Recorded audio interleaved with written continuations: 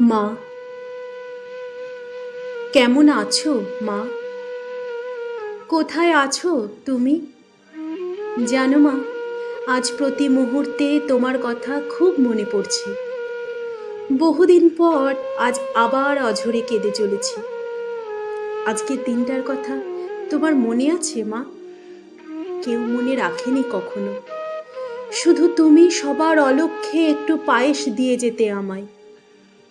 আজ যে আমি 21-এ পড়লাম, তোমার মুখেই গল্প শুনেছি মা। আমি জন্মাবার পর সবাই তোমায় অপয়া, অলক্ষ্মী বলেছিল। খুব শখ ছিল তোমার মেয়ের।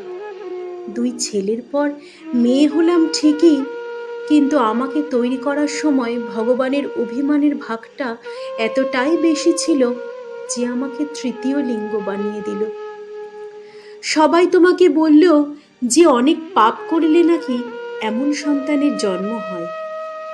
কারোর কথায় কর্ণপাত না করে সবার লাঞ্ছনা গঞ্জনা মুখ বুজে আগলে রাখতে তুমি আমায়। আদর করে নাম রেখেছিলে মিনি। বাবার আমার প্রতি একটু মায়া থাকলেও তার মা পরিবারের চাপে আর সেটুকুও রাখা সম্ভব হয়নি। অবশেষে আমাকে নিয়ে তুমি বাড়ির এক কোণে ভালোবাসায় শিক্ষায় বড় করে তুললেও বাধা হয়ে দাঁড়ালো সমাজ। আমার মতো মেয়েরা নাকি মায়ের কোল নয়, হাতের তালি দিয়ে রাস্তায় ঘুরে বেড়ায়।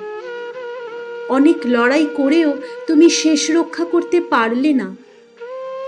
আমি তখন বছর 10। ছিনিয়ে নিয়ে গেল ওরা আমাকে তোমার থেকে।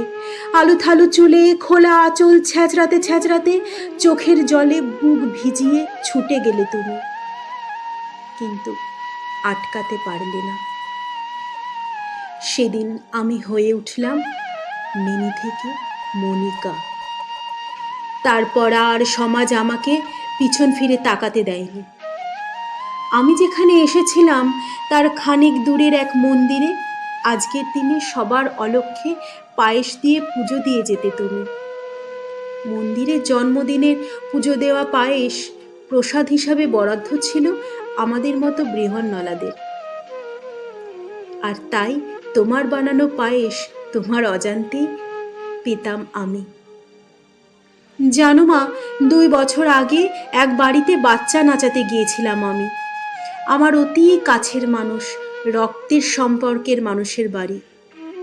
আমার দাদার বাড়িতে তারই ছেলেকে নাচাতে। বুকটা ফেটে যাচ্ছিল মা, তবুও আমি মুখ ফুটে কিচ্ছু বলতে পারিনি। আমি চিনলেও যদি তারা আমায় চিনতে পারেনি। হয়তো মনেই নেই, আর মনে রাখবেই বা কেন? তাদের মতো সভ্য সমাজে তো আমাদের কোনো জায়গাই নেই। তাদের ভাষায় আমরা হিজড়ে। আচ্ছা মা, আমাদের কি ভালো লাগা, ভালোবাসা, অনুভূতি কিছুই নেই? আমাদের কি কষ্ট পেতে নেই মা? হিজড়ে হয়ে জন্মানোতে আমার কি অপরাধ ছিল? তোমারই বা কি অপরাধ ছিল মা? তোমার 2 ছেলে থেকেও না থাকার মতো বাড়ির এক কোণে অবাঞ্ছিতের মতো পড়ে থাকতে তুমি। যারা তোমাকে অপয়া অলক্ষ্মী বলতো তারা ফিরেও তাকায়নি তোমার দিকে। জানো মা, সেদিন আমি খুব কেঁদেছিলাম যখন দূর থেকে দেখি তোমাকে 4 পায়াতে করে নিয়ে যাচ্ছে। আমি কাছে যেতে পারিনি মা, তোমার বুকে মাথা রেখে হাউ মাউ করে কাঁদতে পারিনি মা। পরিস্থিতি আমার হাত পা বেঁধে দিয়েছিল। মাগো, সামনের জন্মে আমি যেন মনিকা নয়, তোমার সত্যিকারের মিনি হয়েই জন্মাই। আজ আমার জন্মদিনের পায়েসটা না হয় তোলা থাক, সামনের জন্মে প্রতি জন্মে তোমার কোলেই বসে পায়েস খাবো মা। তুমি ভালো থেকো মা, অনেক ভালো থেকো। আমিও প্রতিনিয়ত চেষ্টা করছি মা এই বেঁচে থাকার লড়াইয়ে ভালো থাকার।